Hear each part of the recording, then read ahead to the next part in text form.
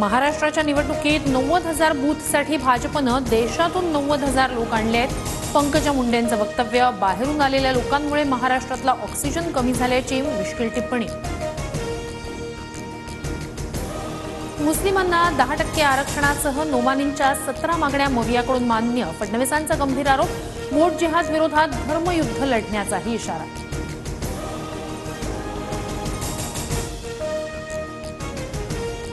पुण्यात एका विशिष्ट समाजाचं भाजपला मतदान, आम्ही त्याला वोट जिहाद समजत नाही।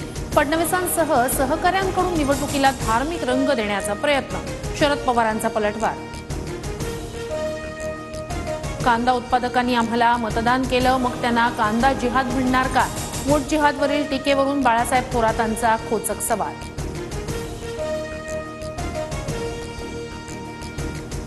बटेंगे तो कटेंगे ही घोषणा महाराष्ट्रात चालणार नाही। अल्पसंख्याक बांधवांनो, घाबरू नका, मी तुमच्या पाठीशी।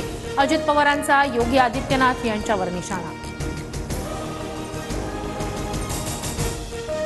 बटेंगे तो कटेंगे घोषणेला फक्त विरोध करू नका, मान्य नसल्यास महायुतीतून बाहेर पडा। बाळासाहेब थोरातांचा अजित पवारांना सल्ला।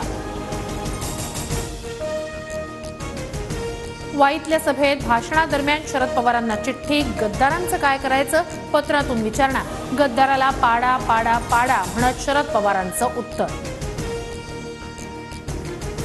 शरद पवारांनंतर मीच वाली, गेल्या वेळी साहेबांना मतदान केलं, यावेळी मला करा। अजितदादांची बारामतीकरांना साध, तर साहेबांऐवजी स्वतःचा फोटो लावून मत मागण्याचं पुतण्या युगेंद्र पवारांना आव्हान। स्वतः वाली म्हणून चालत नाही, जनतेनं म्हणावं लागतं, साहेबांनंतर मीच वाली, या अजित पवारांच्या वक्तव्यावर शरद पवारांचा टोला।